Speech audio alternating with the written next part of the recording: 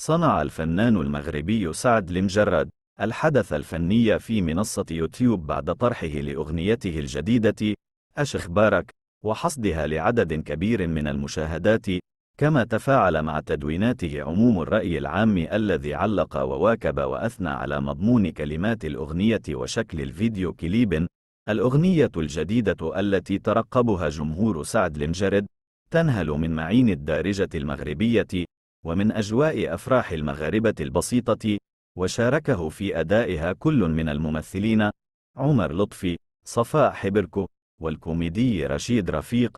وجدد المجرد تعامله في الأغنية الجديدة مع جلال الحمداوي الذي كتب كلمات "أش إخبارك" كما قام بتلحينها وتوزيعها، فيما أنجز إخراج الفيديو كليب الخاص بها محمد علي العوينية.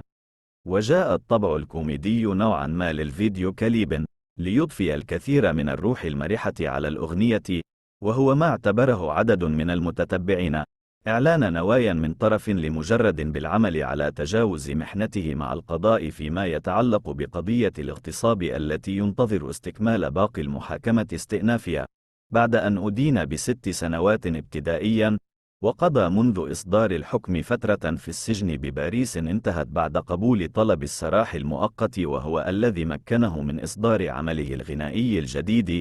ولم يفت سعد لمجرد توجيه التحية لجمهوره والإعلان عن تفاصيل أغنيته الجديدة، مؤكدا أن تصويرها تم بالمغرب، واصفا جمهوره بالقوي الوفي الصامد، وأنه يحبهم ولما أنساكم ولن أنسكم، داعي الله أن يسعدكم وله لا يحرمنا من بعضنا.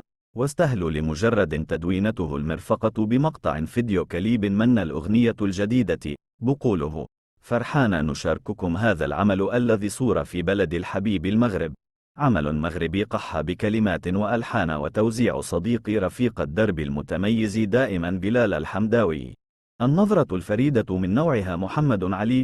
ومن صميم القلب أود أن أشكر أخي الغالي عمر لطفي، محبوب المغاربة بدون استثناء، وعلى المستوى الشخصي ليس له مثيل في طيبوبته، بحيث أنه مستعد دائما لبذل كل ما في جهده لإنجاح العمل. كذلك أختي الممثلة المتألقة صفاء حبيركو التي رغم ظروف الحمل كانت أثناء التصوير في غاية الاحترافية.